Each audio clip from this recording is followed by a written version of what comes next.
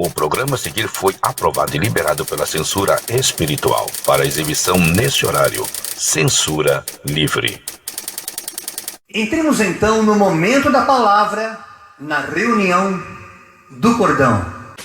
E agora, momento da palavra, na reunião do cordão.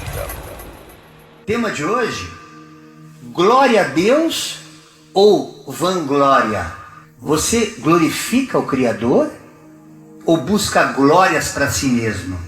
Esse é um tema delicadíssimo que nós tentaremos ministrar essa noite para a tua vida. Você que está assistindo esse vídeo pelo canal do YouTube, já mastigadinho, editado, não esqueça de se inscrever, deixar o teu joinha, aquele legalzinho, aquela mãozinha que aparece ali embaixo, para que os nossos vídeos possam ser cada vez mais visualizados, para que haja mais engajamento no nosso canal e mais pessoas possam ser alcançadas. Não paga nada, é gratuito, irmão. Inscrever-se ali é inscrição gratuita, não paga absolutamente nada. E dá o teu joinha, tem um sininho ali embaixo, você aperta ele, para que quando houver outros vídeos, você seja notificado, e aí no horário que melhor convier para você, você pode parar para assistir conosco, juntamente às estreias que o Cordão tem feito junto ao canal do YouTube. Livro do profeta Jeremias, capítulo 9, versículos 23 e 24. Assim diz o Senhor, não eu. Não se glorie o sábio em sua sabedoria, nem o forte em sua força, nem o rico em sua riqueza, mas quem se gloriar, glorie-se nisto, em compreender-me e conhecer-me, pois eu sou o Senhor, e ajo com lealdade, com justiça, com retidão sobre a terra, pois é dessas coisas que me agrado, declara o Senhor. A vanglória, como nós sabemos, é aquele desejo precedido, aquela atitude de querer se aparecer e ser melhor aos olhos dos outros. Tudo que é contrário à humildade é aquele exagero no orgulho, na vaidade, a ostentação de riquezas, de bens, de posição social. Ela quer realmente ser vista por todos. Isso, sob o ponto de vista artístico, muitas vezes é confundido como a arte e a vaidade. E nós estaremos descortinando isso aqui essa noite. Veja que o João Batista, aquele João que precedeu a vinda de Cristo, quando pregava o Evangelho, a voz que clama no deserto, é narrado no capítulo 3, versos 28 a 30, quando ele, questionado pelos seus acerca de quem seria este que sucedeu no momento em que o Evangelho começou a ser manifesto. Vocês mesmos são testemunha daquilo que eu disse. Eu não sou o Cristo, mas eu sou aquele que foi enviado adiante dele. A noiva, ou seja, a igreja, pertence a ele, que é o noivo. O amigo que presta serviço ao noivo e que o atende e o ouve, enche-se de alegria quando ouve a voz do noivo, a voz do Cristo. Esta é a minha alegria que agora se completa. É necessário que ele, Jesus Cristo, cresça e que eu diminua. João estava dizendo claramente aqui, irmãos, que é necessário que nós nos esvaziemos de nós mesmos para que ele possa nos encher do seu Espírito. E todo ser humano que está cheio de si mesmo, cheio de vaidade. Há pessoas que dizem assim, mas pastor, eu me converti, eu busco oração, eu leio a palavra, não sinto a presença de Deus, é porque você ainda está cheio ou de arrogância, ou ódio, ou avareza, algum sentimento mundano, carnal, que a Bíblia denuncia como anti-espiritual, como sendo contrário ao fruto do Espírito, que é amor. E isso impossibilita você ter essa reverência e essa atitude, essa comunhão que João tinha com Jesus. Quando você reconhece que ele é Senhor, você não consegue mais ser Senhor de si mesmo, porque você entende que não é mais você que vive, mas ele que vive em você. Então as tuas vontades são renunciadas para que a vontade dele se manifeste em ti. Aquela luz praticamente se funde com a tua mente. Você passa a ter uma mente que não é mais tua, não é mais uma mente natural, uma mente de Cristo. E a única maneira de a gente deixar de vangloriar-se a si mesmo e passarmos a gloriar a Deus em tudo. As pessoas muitas vezes zombam da gente, pô, aquele crente, tudo que ele faz, glória a Deus, glória a Deus. Teve até um político aí que sempre falava sempre assim, né? Glória a Deus. As pessoas ficam achando que isso é uma piada. Não, ele está verdadeiramente, quando é sincero, você percebe claramente o desejo de reconhecer que em tudo Ele é Senhor. O apóstolo Paulo, na carta aos Romanos, no capítulo 3, versos 21 a 24, também nos diz: mas agora se manifestou uma justiça que provém de Deus, independente da lei, da qual testemunham a lei e os profetas. Ou seja, independente de tudo aquilo que foi escrito no Antigo Testamento, essa justiça vai se manifestar. Essa justiça de Deus, ela vem mediante a fé em Jesus Cristo. Não tem como você se aproximar de Deus sem passar pelo mediador que é Cristo. É o que a palavra quer nos dizer aqui. Para todo aquele que crê. Se você não crê, não adianta. Não adianta você professar com a boca e teu coração está distante.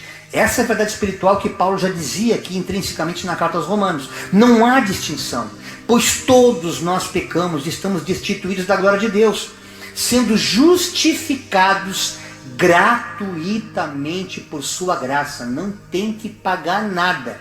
A graça é de graça. É por meio daquela redenção que há em Cristo Jesus. Porque Deus amou o mundo de tal maneira que entregou o seu Filho unigênito para que todo aquele que nele creia não pereça e tenha a sua vida eterna. Esse amor é incomensurável por mim e pela tua vida. E é através desse amor, uma vez alojado, fazendo morada em nosso coração, nós não conseguimos mais viver sem glorificar esse Deus. E o auto-glorificar-se, o vangloriar-se, acaba deixando cada vez mais aos poucos de existir naquele que vai se tornando um ser espiritual. O apóstolo Paulo, o mesmo apóstolo, também na carta aos Efésios, no capítulo 2, versos 8 e 9, ele nos diz, quase que de forma redundante: pois vocês são salvos pela graça, por meio da fé, e isto não vem de vocês, é dom de Deus, não por obras, para que ninguém fique se gloriando, fique se enchendo de vanglória.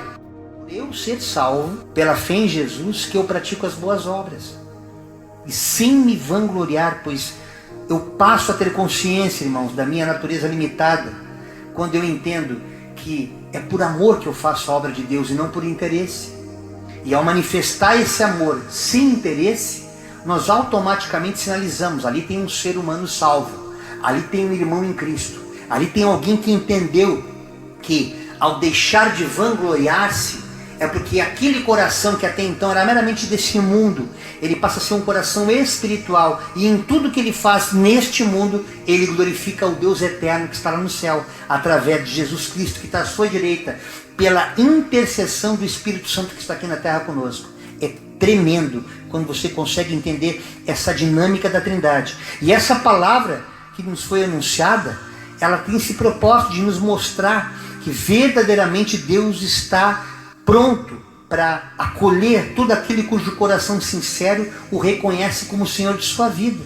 Conforme escrito na primeira carta de Pedro, no capítulo 1, versos 24 e 25, pois toda a humanidade é como a relva, e toda a sua glória como a flor da relva. A relva murcha e cai a sua flor, mas a palavra do Senhor permanece para sempre.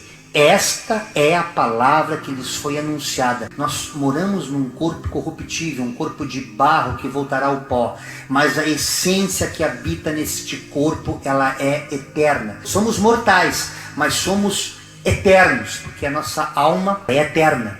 E quando nós, saindo deste corpo, temos essa comunhão com o nosso Criador, temos a convicção pela fé de vivermos eternamente com Ele, de eternidade em eternidade. E ao praticarmos a palavra conforme a vontade de Deus, mesmo com as nossas limitações, o próprio Deus vai nos aperfeiçoando, irmãos. Veja o que a primeira carta de Paulo aos Coríntios, no capítulo 1, versos 28 a 31, nos diz: e Deus escolheu as coisas vis, as coisas loucas e as desprezíveis deste mundo, e as que não são, para confundir, para aniquilar aquelas que são, ou que pensam que são, para que nenhuma carne se glorie perante Ele. Mas vós sois dele, em Jesus Cristo, o qual para nós foi feito por Deus sabedoria, e justiça, e santificação, e redenção. Que coisa tremenda esse Deus que é sabedoria, que é justiça, que é santificação, ou seja, separação de tudo aquilo que é pecado, de tudo aquilo que não presta, e redenção, quando Ele se entrega por amor de nós, para que, como está escrito, aquele que se gloria, glorie-se no Senhor. Toda vez que na sua atividade secular, que nas suas conquistas, nas suas vitórias diárias, você reconhecendo que Deus é o protagonista dessa vitória, mais abençoado você é. E mais alegre você fica. Porque você não vai ter aquela alegria temporal, aquela alegria momentânea daquela conquista. Porque tudo passa, tudo é efêmero. A nossa carne sempre quer mais. Se a casa que você almeja, vai sempre querer uma casa melhor, um carro melhor, um salário melhor, maior. Nada satisfaz o ser humano, ele é insaciável. A única maneira de a gente ter essa saciabilidade é através do Espírito Santo de Deus. Por isso que a alegria do Senhor é que nos dá força de entender que para que nós sejamos plenos nessa existência, nós precisamos, é condição sine qua non, nos esvaziarmos, nos despojarmos da nossa natureza caída, para que a natureza divina se instale como um hardware, como um chip espiritual no nosso coração, e nós passamos então a viver em novidade de vida com Cristo em nossa vida. Paulo fala também na sua segunda carta aos Coríntios, no capítulo 10, versos de 15 a 18. Da mesma forma, ou seja, do mesmo modo que eu falei na primeira carta, não vamos além dos nossos limites, gloriando-nos de trabalhos que outros fizeram. Não fica puxando o saco dos outros, isso não vai agregar em nada. Nossa esperança é que, à medida que for crescendo a fé que vocês têm, à medida que vocês vão criando consciência desse evangelho, prestem muita atenção nessa palavra, irmãos. A nossa atuação, especialmente nós do Cordão como pastor, entre vocês, aumenta mais ainda, para que possamos pregar o evangelho não apenas aqui em volta da gente, não só aqui em Sapucaia ou nas cidades onde nós já alcançamos, mas também em outras regiões que estão além de vocês, sem nos vangloriarmos de nada. Nós não temos que nos vangloriar de trabalho já realizado em território do outro. Contudo, quem se gloriar, glorie-se no Senhor Jesus, que colocou esse amor no nosso coração, para que uma vez cheio do seu Espírito, nós alcancemos vida e façamos discípulos como o Evangelho nos manda, indo a todo mundo e pregando o Evangelho a toda criatura, pois não é aprovado quem a si mesmo se recomenda, mas aquele a quem o Senhor recomenda. Irmãos, é a partir desta consciência que aquilo que nós chamamos obra de Deus cresce. A obra de Deus não cresce porque você vê um templo cheio, olha, nossa obra está crescendo. Abrimos mais uma franquia em outro lugar. Veja como estamos com a nossa igreja lotada, temos muitos dizimistas. E as pessoas vão se iludindo, achando que isto é a vontade do soberano Deus. Quando na verdade o que Ele quer é um coração sincero, para que Ele possa nos usar como ferramenta, para que nós alcancemos outras pessoas até os confins da terra. E eu, meditando nessa palavra, irmãos, eu fico percebendo que o que impede a maioria da humanidade de viver essa plenitude é essa presunção, é essa arrogância, essa soberba, é esse vangloriar-se em tudo que faz, não reconhecendo que ele não surgiu por acaso. Há um Criador que o fez, que o criou, que o colocou aqui nessa terra. No livro de Provérbios, o sábio Salomão, no capítulo 16, verso 5, ele nos diz que o Senhor, Deus, ele detesta os orgulhosos de coração. Sem dúvida, serão punidos. E o mesmo escritor no capítulo 16, também de Provérbios, no verso 18, diz a palavra: o orgulho vem antes da destruição. Ou seja, todo aquele que é orgulhoso pode observar, seja onde for, qual esfera da sociedade, qual a função da sociedade que ele ocupe, seja em cargos políticos, religiosos, seja na arte, seja nas culturas, seja nos esportes, em tudo, irmãos. A soberba precede, ela antecede a queda, a ruína. Todo espírito altivo, ele leva a pessoa à queda. E nós temos uma experiência muito clássica do rei Nabucodonosor, cuja vanglória nos mostra que pode levar uma pessoa até mesmo à loucura. Quando a pessoa se acha que já é o próprio Deus aqui na terra, pode surtar de tal forma, pode destruir a si mesmo. Veja o que o Nabucodonosor fez, está descrito esse texto, Daniel capítulo 4, de 29 a 34. Preste muita atenção nessa palavra, porque certamente ela vai falar com você aqui. 12 meses depois, ou seja, um ano depois, quando o rei Nabucodonosor estava andando, passeando no terraço do palácio real da Babilônia, aquilo que ele havia construído, porque ele tinha muitas riquezas, usou seus engenheiros da época para construir aquela maravilha que foi aquele palácio, disse para si mesmo: acaso não é esta a grande Babilônia que eu construí como capital do meu reino? com o meu enorme poder e para a glória da minha majestade. Nabucodonosor, contemplando a sua construção, contemplando tudo aquilo que ele tinha feito, chamando glórias para si mesmo, a maldita vanglória que é abominada por Deus. Veja o que aconteceu com este homem. As palavras ainda estavam saindo dos seus lábios quando veio do céu uma voz que disse: é isto que está decretado quanto a você, rei Nabucodonosor. Sua autoridade real lhe foi tirada. Ali, irmãos, Nabucodonosor, como muitos reis, muitas autoridades governam nações, oprimindo essas nações. A consequência do vangloriar-se chama sobre si destruição. Você será expulso do meio dos homens, diz o Senhor. Viverá com os animais selvagens e comerá capim como os bois. Passarão 7 tempos, 7 anos, até que admita que o Altíssimo domina sobre os reinos dos homens e os dá a quem ele bem entender, a quem ele quer.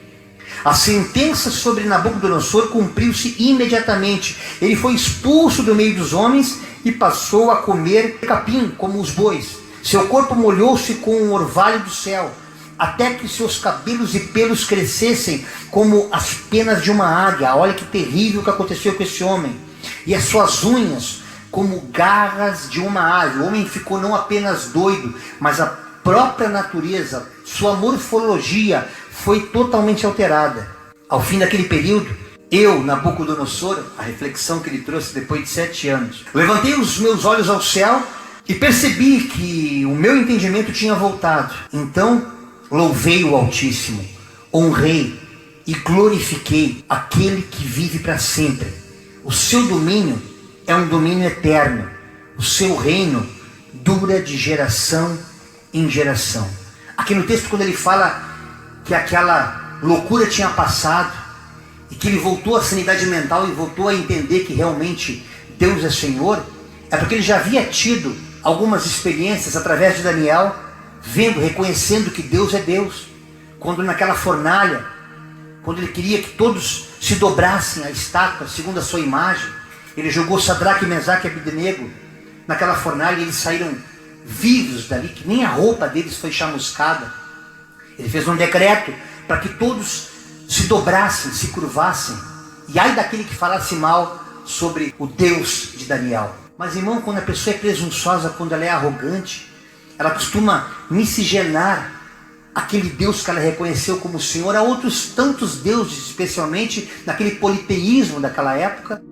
Havia um Deus Marduk, que é o criador do universo, segundo eles, o Deus da guerra, o Deus da luz, e nesse sincretismo, nessa confusão, ele acabou deixando que a sua soberba, que a sua natureza prevalecesse. E não conseguiu ter essa visão, esse entendimento de que com Deus não se brinca, que uma vez glorificando a Ele, reconhecendo que Ele é Senhor, tudo mais que a gente faz nessa terra é fruto da sua misericórdia, da sua bondade em nós. E ao relativizar o Deus de Daniel como sendo mais um Deus entre tantos outros deuses, daquele politeísmo babilônico nojento que havia naquela época, onde Marduk era considerado um Deus mais poderoso, ele acabou se perdendo.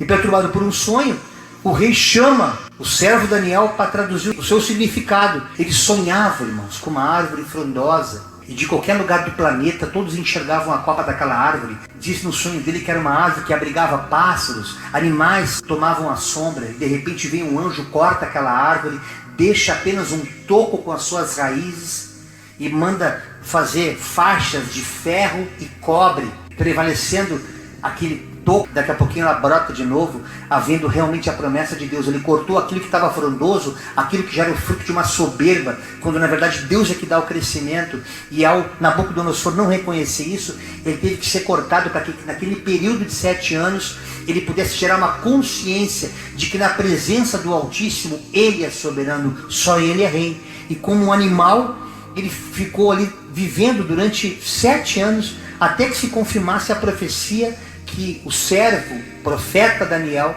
revelou a ele. E assim Nabucodonosor confirmou realmente a palavra que está em Provérbios 16, 18, que o orgulho precede a queda, e o espírito arrogante, ele vem antes do tropeço. E depois dessa história a gente pode meditar no Novo Testamento várias cartas paulinas, dentre elas a carta que Paulo escreve a Timóteo, a segunda carta, no capítulo 3, versos de 1 a 5. Porque haverá homens amantes de si mesmos, avarentos, presunçosos, soberbos, tipo Nabucodonosor, blasfemos, desobedientes a pais e mães, ingratos, profanos, sem afeto natural, irreconciliáveis, caluniadores, incontinentes, cruéis, sem amor para com os bons, traidores, obstinados, orgulhosos, mais amigos dos deleites do que amigos de Deus, tendo até aparência de piedade, parece uma pessoa piedosa, mas negando a eficácia dessa piedade. Destes tais, afasta-te. Deus manda falar com alguém aqui essa noite. Tem pessoas que você está suportando na sua vida, porque ela pode provocar alguns benefícios a você, seja no campo profissional, até no campo espiritual. Não posso sair daquele lugar porque aquele pastor é cheio de unção. E você virou um servo, no sentido mais pejorativo da palavra. Você virou ali um escravo dele, adorando mais a homem do que a Deus. Porque através da vanglória que ele conseguiu seduzir a tua presença naquele lugar, isso tem impedido que você estabeleça uma aliança com Deus Todo-Poderoso, não crendo que fora dessa relação exista evangelho vivo. E Deus fala com você essa noite, para que você se desperte para isso, para que você se atente para isso. O mesmo Provérbios, agora no capítulo 25, verso 27, comer mel demais não é bom para dor de barriga, nem é honroso buscar a própria glória para si mesmo. Todos nós sabemos que comer mel demais, assim como excesso de açúcares, isso vai aumentar a glicose, vai até engordar a gente. Como também a vanglória, essa busca de aplausos, o reconhecimento dos homens. E é isso que gera vaidade, mas sobretudo é uma atitude pecaminosa aos olhos de Deus. Muitas vezes uma atitude que aparece tão somente uma pequena vaidade. Nós não temos ideia o quanto isto no mundo espiritual depõe contra nós. Impede de vivermos as bênçãos, os milagres daquele que é santo, daquele que quer que estejamos na presença dele, glorificando de dia e de noite. Mateus capítulo 6, 17 e 18 nos diz a palavra: tu, porém, quando jejuares, quando te consagrares, quando tu te separares, enfim, quando tu buscares estar na minha presença, unge a tua cabeça e lava o teu rosto, para não pareceres aos homens que jejuas, mas a teu pai que está em secreto. E teu pai que vem em secreto te recompensará publicamente. Para com esse negócio de ficar te debruçando em púlpito, dizendo que eu tive que fazer um jejum em não sei quantos dias, eu tive que me encher do Espírito Santo para interceder em favor dos irmãos. É pura hipocrisia, é papo de fariseus. E Deus usa a minha boca nesta noite para denunciar esta falácia, dizer para você: para de vangloriar-se e tão somente glorifica esse Deus. Salmista, no capítulo 118, verso 8, eu amo esse salmo, irmãos, porque eu entendi que na Bíblia existem 66 livros, de Gênesis e Apocalipse. Se você abrir no meio, vai dar Salmos 118, verso 8, dá um dízima periódica, ou seja, ali está o centro da vontade de Deus. E eu vim descobrir, irmãos, que esse salmo de Davi, ele foi um salmo de Páscoa, contendo 29 versículos. Ele foi entoado com a finalidade de celebrar o livramento do povo de Israel do Egito. E isso também é um salmo especial pelo fato de ter sido o último salmo entoado por Cristo, antes de ele partir para o Monte das Oliveiras. Portanto, toda vanglória redonda numa idolatria. Guarde isso na tua cabeça. Sempre que você estiver vangloriando-se, você está gerando idolatria para si mesmo. Como acontece, por exemplo, com os políticos, que com seus proselitismos catequizam seguidores que passam a adorá-los. Esses líderes, ao alcançarem o poder, vangloriam-se e tendem a querer se perpetuar no poder. Raramente com o propósito de ajudar aqueles que os elegeram, mas tão somente almejando o poder pelo poder e a vontade de ser poderoso, usufruindo dos seus benefícios através de verba pública, irmãos. É triste isso. Chegando alguns a se tornarem verdadeiros déspotas, verdadeiros tiranos, como alguns que a gente vê na história contemporânea, como o Putin da Rússia, o Xi Jinping da China, o Kim Jong-un da Coreia do Norte, o Viktor Orbán da Hungria e muitos outros, por esta soberba em achar-se que ele é a própria lei. ele é a própria verdade que determina os rumos daquela nação. Esta vanglória é soberba e, como tal, ela precede a queda. A vanglória está presente também nas artes. Não pensa não, eu já fui artista. Também nos esportes, especialmente no futebol, em copas, onde aquela rivalidade aparentemente sadia, saudável, porque ela gera um entretenimento para que pessoas vão até os estádios, mas estamos falando aqui do ponto de vista espiritual, irmãos, sem nenhuma acepção, aqui não tem fanatismo, aqui o papo é reto, mas eu não posso ocultar o mistério que Deus revela essa noite, para que as pessoas passem a voltar-se mais para Deus, sem esse vínculo, essa sombra, esse link a uma religiosidade que os aprisione, mas com a mente de Cristo. Tanto que o apóstolo Paulo, ele nos diz na primeira carta aos Coríntios, no capítulo 9, versos 24 e 25. Vocês não sabem que dentre todos os que correm no estádio, apenas um ganha o prêmio? É um que vai levar a Copa, não vai ter dois. O vice sempre é o segundo, é o primeiro só que chega. Portanto, irmãos, prestem atenção. Corram nessa terra de tal modo que vocês alcancem o prêmio. Todos os que competem nos jogos se submetem a um treinamento rigoroso para obter uma coroa, um troféu, uma taça, que fica ali no esquecimento, na história, que logo perece. Naquele tempo era aqueles louros que colocavam, e aquele louro depois secava, ficava só as folhinhas secas lá, como recordação daquela vitória dos jogos gregos, né? Mas nós o fazemos para ganhar uma coroa que dura para sempre. Esta coroa que Deus quer dar para a sua igreja, ela está disponível para todo aquele que deixa de vangloriar-se e passa a glorificá-lo, não apenas de boca, mas em atitude, ao viver verdadeiramente o Evangelho de Jesus. A única forma de alcançarmos essa coroa incorruptível, da qual Paulo fala aqui, irmãos, nos despojando do próprio eu, deixando de chamarmos glórias para si mesmos, mas em tudo, pela vida, pelas bênçãos, pela salvação, por tudo, sempre glorificando o nosso Deus. Aí que você vai começar a entender como é que é essa dinâmica espiritual. Por isso que os irmãos já conhecem meu testemunho, que fui cantor durante décadas, fazendo televisão, rádio, músicas em novela, viajando a Europa. Há 17 anos eu deixei os palcos, e não foi por acaso que eu fiz isso.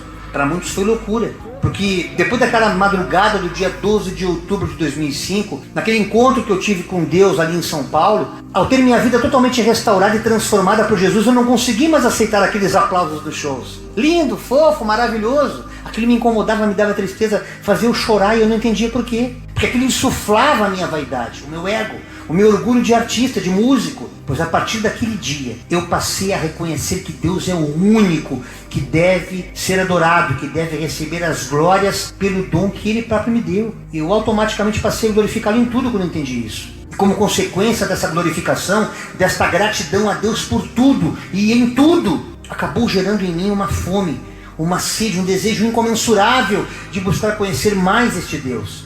E ao meditar em Sua palavra, sem perceber, irmãos, eu me tornei um adorador. Eu deixei de ser aquele cantor secular para ser um adorador, pois o seu amor me constrangeu através do seu Espírito Santo, me convencendo daquilo que a minha vaidade não me deixava enxergar, não me deixava compreender, como muitos que buscam Deus como um ritual, como uma reza, como uma frequência. Mas eu vou lá, eu dou tal coisa, eu faço tal campanha, eu vou aqui, eu vou ali, e é tudo eu, e nunca ele, até no modus operandi relacional da criatura com o Criador. Quando eu entendi isso, ao ler Provérbios 9 e 10, esse temor que entrou no meu coração estava testificado na Escritura. Quando você começa a mudar através do Espírito Santo a sua mente, não mais uma mente natural, mas você passa a ter uma mente espiritual, você consegue enxergar na Escritura a palavra de Deus.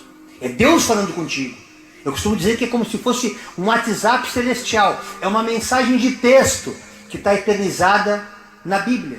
Veja Provérbios 9:10. O temor do Senhor, o temor ao Senhor, é o princípio da sabedoria. E o conhecimento do santo é entendimento. Quando você busca conhecer Deus, isso você vai fazendo aos poucos, em cada situação, em cada circunstância. Infelizmente, a maioria de nós, eu me incluo entre eles, o buscamos nos momentos de aflição. É quando você, pela sua força, pela força do seu braço, pela sua vanglória, não consegue mais obter resultados. Você pode ser até ateu, pode ser até à toa. Quando você percebe que a sua limitada existência não tem mais poder sobre a circunstância, você acaba inevitavelmente buscando algo que você nem conhece, mas que supostamente esteja acima de você. É aí que você abre o coração para muitas vezes coisas erradas. Você faz pactos com pessoas espirituais erradas. Esse é o perigo da religião. Mas quando você vai para a palavra de Deus, através das escrituras contidas no livro Bíblia, você discerne o Evangelho de Jesus Cristo, você entende que esse Deus que se fez carne, esse que veio em forma de homem, sendo 100% homem, 100% Deus, e morreu levando sobre si todo o mal, para que através dessa entrega, dessa crucificação, dessa morte de cruz, tudo aquilo que invalidava a minha vida eterna, que impedia que eu continuasse dessa para além da eternidade, fosse possível reatar, reconciliar, você consegue estabelecer uma ligação com esse Deus, porque você consegue entender que Ele se faz presente nesta existência e na vida vindoura. Por isso que nós conseguimos entender tudo que Deus fala através da Escritura, quando você abre o coração para Deus, para entender o que realmente Deus quer falar através da palavra. Você não fica mais se estribando no seu próprio conhecimento, na sua própria vontade. Infelizmente, irmãos, ao contrário do que eu estou falando aqui, muitos líderes religiosos, que se dizem até pastores, apóstolos, padres, mesmo conhecendo as escrituras sagradas, a qual nos ensina que Deus deve ser o centro de tudo, esse cristocentrismo do qual eu falo aqui, ao invés de eles verdadeiramente glorificarem a Deus e pastorearem, evangelizarem, cuidarem de verdade das pessoas aflitas, segundo cada chamado, segundo cada qual foi chamado, pelo fato de eles se preocuparem exclusivamente consigo mesmos, ao se vangloriarem, buscam holofotes num egocentrismo nojento, aproveitando-se do sofrimento e ingenuidade alheia, manipulando e arrebanhando multidões com falsas promessas, lotando templos, até mesmo estádios, através de suas campanhas, de seus congressos, usando a Escritura, usando a palavra de Deus contra o próprio Evangelho de Cristo,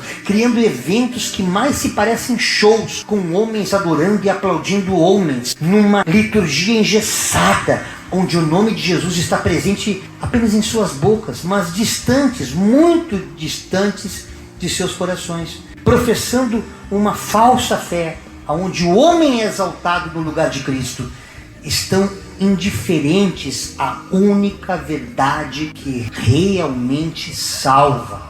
O mal que faz essa vanglória, ao invés de glorificar Deus, nos distancia de Deus e faz com que o nosso eu vire um Nabucodonosor, como já foi lido aqui hoje. O Evangelho de Mateus, no capítulo 15, versos 8 e 9, este povo me honra com os lábios, mas o seu coração está longe de mim, e em vão me adora.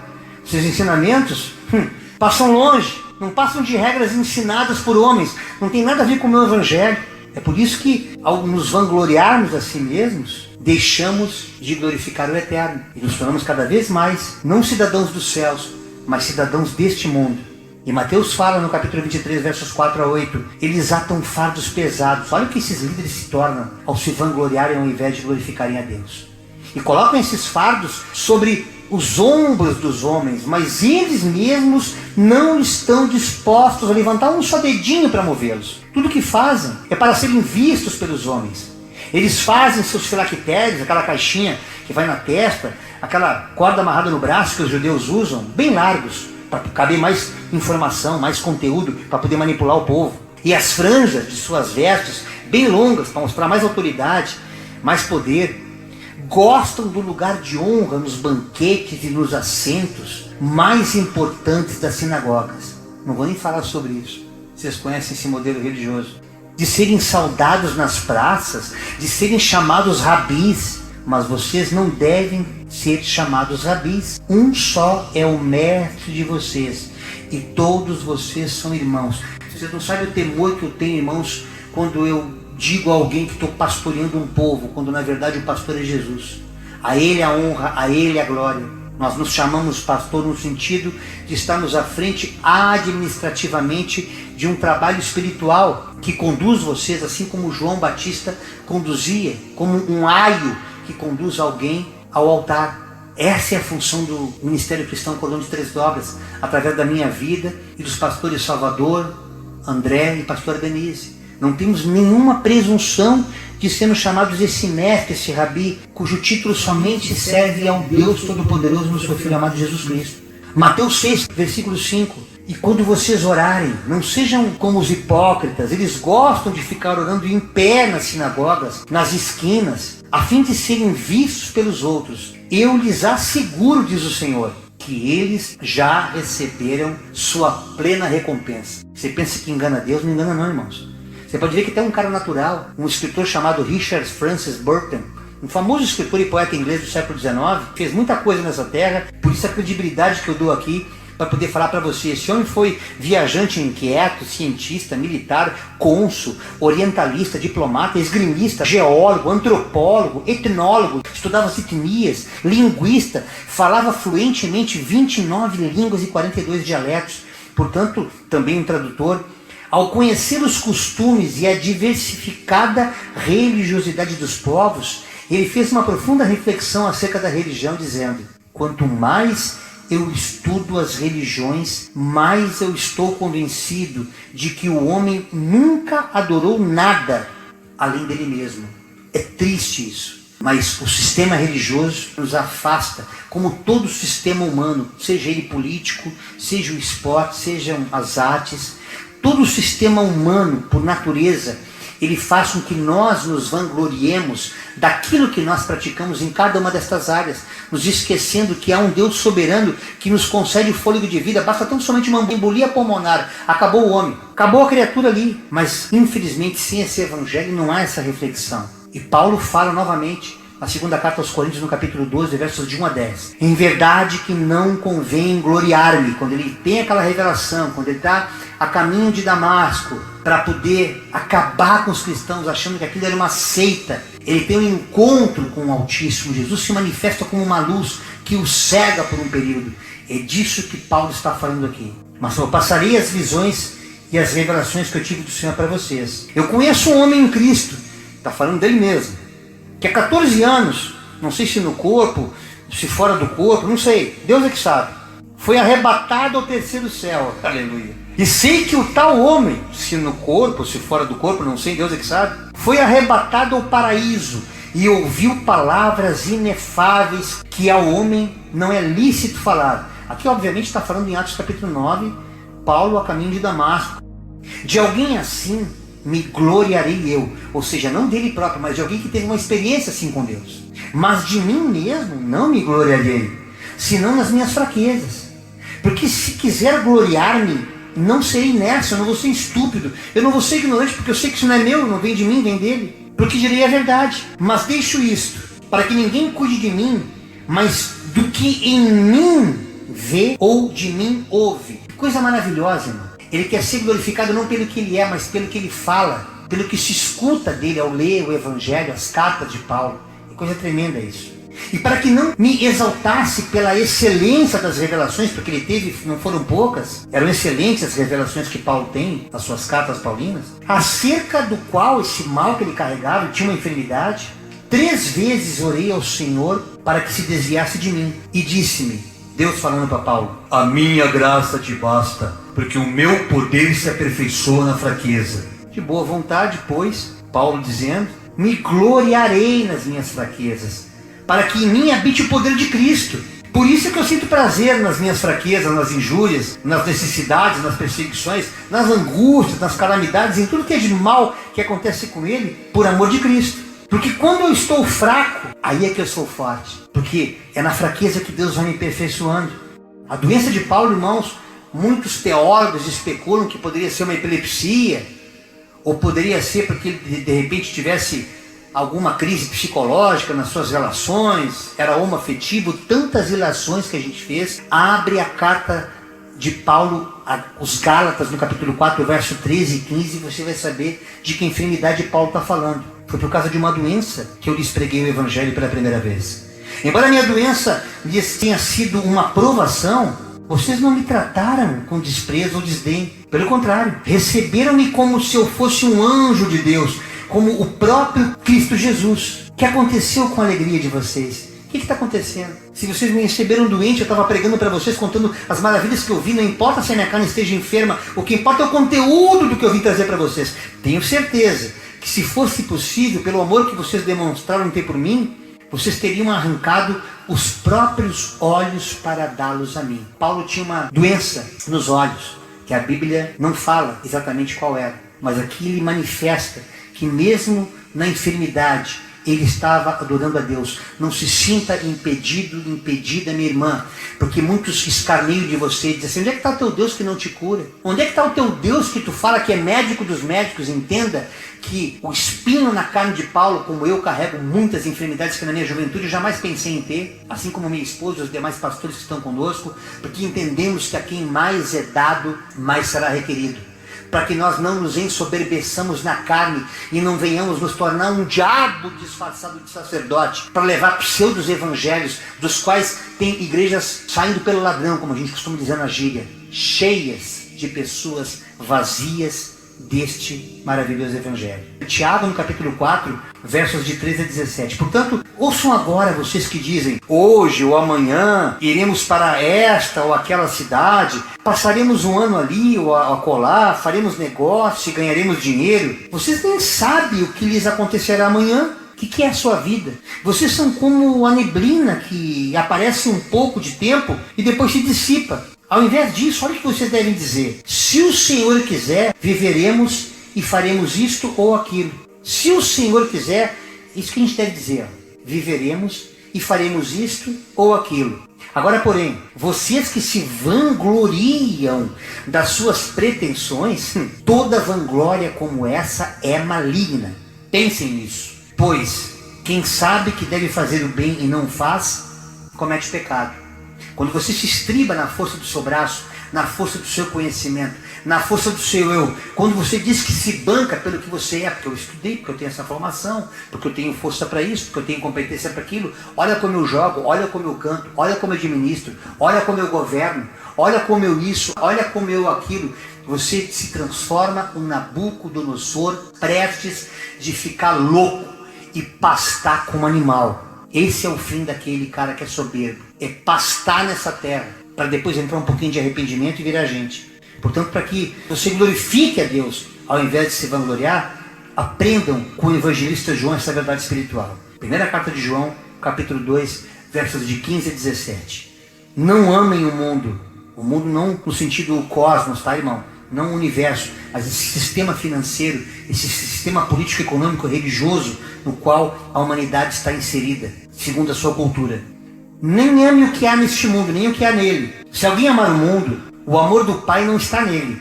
Pois tudo o que há no mundo, a cobiça da carne, a cobiça dos olhos e a ostentação dos bens, como a vanglória, não provém do Pai, mas provém do próprio mundo. O mundo e a sua cobiça passam, tudo passa. Mas aquele que faz a vontade de Deus permanece para sempre. E eu encerro aqui com a segunda carta de Paulo aos Coríntios, no capítulo 12, verso 15. Eu, de muito boa vontade, por amor de vocês, gastarei tudo que eu tenho e também me desgastarei pessoalmente pelas vossas almas, ainda que, amando-vos cada vez mais, eu seja menos amado. Muitas vezes a gente faz a obra de Deus e se decepciona, porque esse amor é mal interpretado, soa como manipulação. Porque o sistema religioso incutiu no inconsciente coletivo da humanidade que todo pastor é manipulador, que todo evangélico não presta, assim como nenhum político, nenhum esportista, nenhum músico, nenhum isso, nenhum aquilo. Mas a partir do momento que cada um desses, os quais citamos aqui essa noite, se despojam de si mesmos e passam a glorificar o Deus, não apenas de boca, mas nas suas atitudes, porque não adianta vir com chorumela, você querer dizer que é de Jesus, mas você pratica obras do diabo aqui nessa terra. A quem você pensa estar enganando? Você pode até enganar o homem, mas a Deus não se engane, de Deus não se zomba. Aquilo que o homem plantar, ele vai colher. Aquilo que ele fizer, ele vai ser responsabilizado. Porque céus e terras passarão, mas a palavra do Senhor, que eu prego aqui essa noite, falando de glórias a Ele e não de vanglórias a si mesmo, essa palavra como nenhuma outra jamais passará. Esta foi a mensagem que Deus colocou no meu coração neste dia 28 de setembro do ano de 2022, na reunião do Cordão.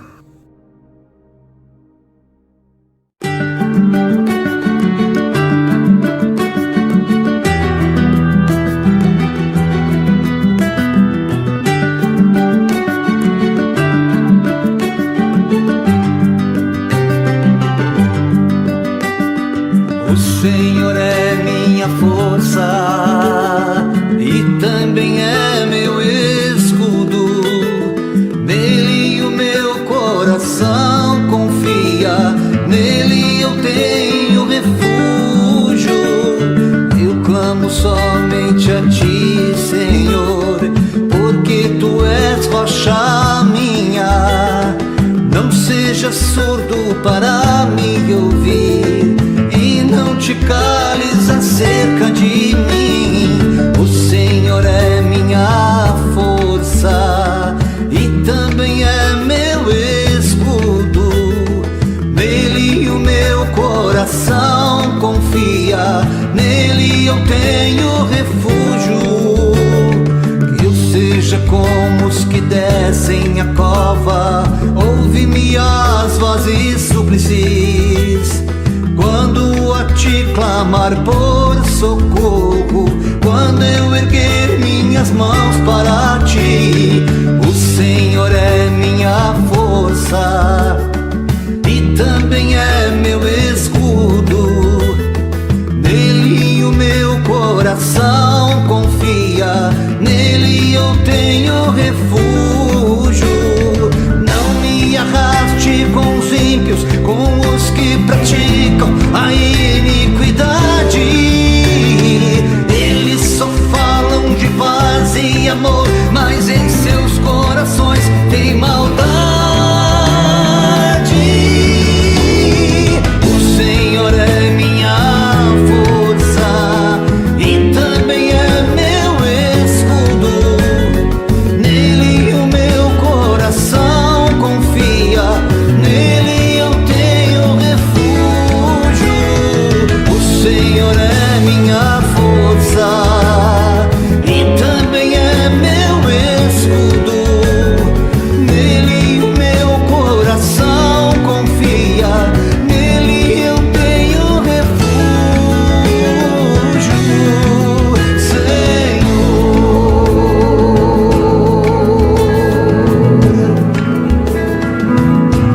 Fiquem todos debaixo da graça e da paz do Senhor Jesus. Obrigada pela presença de